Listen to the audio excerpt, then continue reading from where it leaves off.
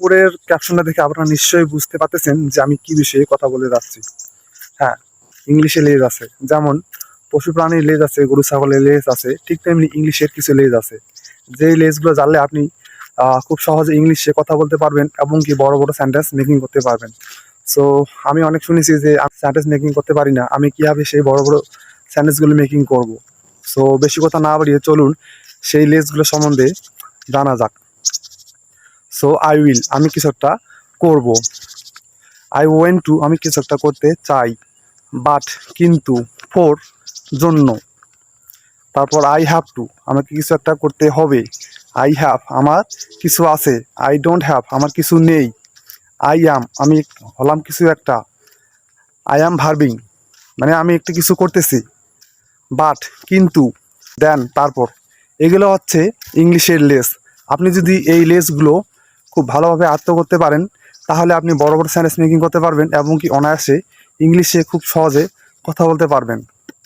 আর এই লেসগুলো আপনার জানা অত্যাবশ্যকীয় আপনি যদি ইংলিশে কথা বলতে চান। যখন আমি প্রথম শুরু করেছিলাম তখন এই লেসগুলো সম্বন্ধে আমি জানতাম না, পরে জানতে পারলাম, আর জানার পর আমার ইংলিশ বলাটা খুব সহজ হয়ে গেছে। তো চলুন সেই লেসগুলো লাগিয়ে একটা স্টোরি মেকিং করি।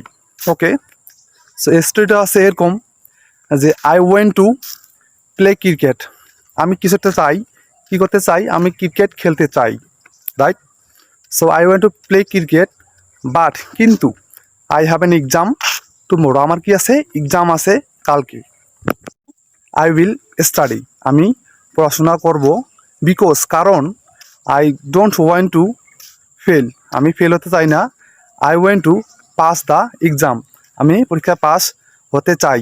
So I have math exam, আমার কি আছে, ম্যাথ এক্সাম আছে, আমার ম্যাথ এক্সাম আছে।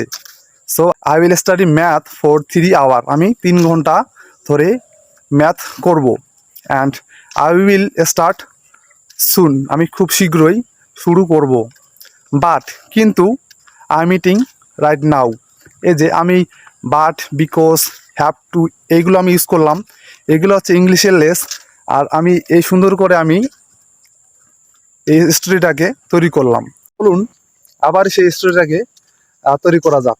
I ওয়ান্না play cricket, but I have an exam tomorrow. I will study because I have to pass the exam.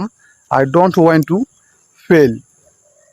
I have a math exam and I will study math for 3 hours. I will start soon, but I'm eating right now. এই হচ্ছে formula.